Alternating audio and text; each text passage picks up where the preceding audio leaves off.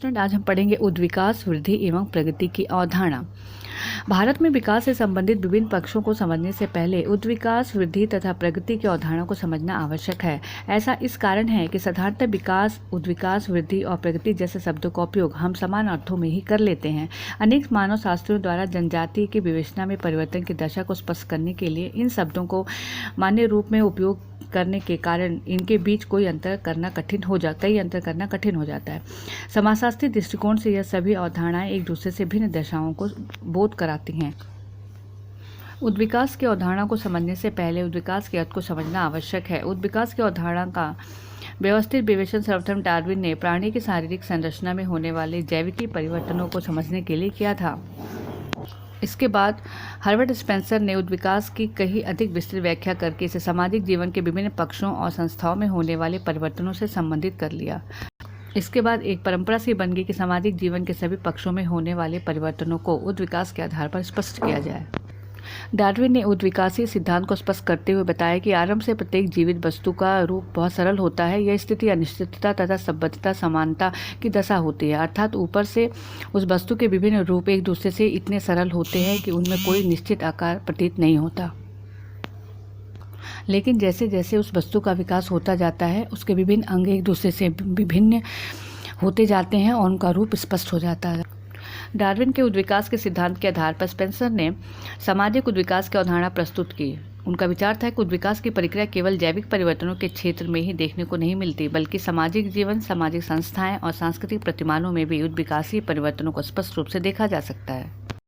इस प्रकार सामाजिक जीवन में क्रमिक और एक विशेष दिशा में होने वाले परिवर्तन को ही हम सामाजिक उद्विकास कहते हैं। सामाजिक उद्विकास के विभिन्न स्तर। अनेक विद्वानों ने सामाजिक जीवन में होने वाले सभी परिवर्तनों को उद्विकासीय क्रम के आधार पर समझाया है। ऐसी अवस्थाओं का उल्लेख किया है जिसमें से गुजरने के बाद ही समाज वर्तमान अवस्था तक पहुंच सकता है। आदिम समाज से लेकर सभ्य समाज के विकास में निम्नलिखित स्तर महत्वपूर्ण रहे हैं, जिसमें पहला आता है जंगली अवस्था। सामाजिक जीवन के इतिहास में यह पहली अवस्था होती है जब मनुष्य का जीवन बिल्कुल बर्बर था। इस स्तर का इतिहास सबसे लंबा रहा है। सामाजिक विशेषताओं के दृष्टिकोण से इस स्तर से संबंधित परिवर्तनों के अनुसार इन्हें 3 कालों में विभाजित किया गया, जिसमें पहला आता है जंगली जीवन का निम्न स्तर, जंगली जीवन का मध्यम स्तर और जंगली जीवन का उच्च स्तर। इसमें दूसरा आता है बर्बरता का स्तर। सामाजिक जीवन के विकास का दूसरा स्तर बर्बरता का स्तर है। बर्बरता के स्तर को भी 3 भागों में विभाजित किया जा सकता है या किया गया है, जिसमें पहला आता है बर्बरता का निम्न स्तर और दूसरा है बर्बरता का मध्यम स्तर और तीसरा है बर्बरता का उच्च स्तर। तीसरा आता है सभ्यता का स्तर। समाज के विकास क्रम में सभ्यता का स्तर अंतिम स्तर है। इसके भी 3 उपभागों में विभाजित किए जा सकते हैं। पहला आता है निम्न सभ्यताएं। यह वह स्तर है जिसका आरंभ वर्ण अक्षर के प्रयोग और एक विशेष भाषा के साथ आरंभ हुआ। वास्तव में सभी स्तर से सांस्कृतिक परंपरा का आरंभ माना जाता है। दूसरा आता है मध्यम सभ्यताएं। इस स्तर में आर्थिक संगठन बहुत व्यवस्थित हो चुका है। इस समय श्रम विभाजन तथा विशेषीकरण के द्वारा आर्थिक क्रियाएं की जाने लगी। सामाजिक जीवन को व्यवस्थित करने के लिए नियमों का निर्माण किया जाने लगा।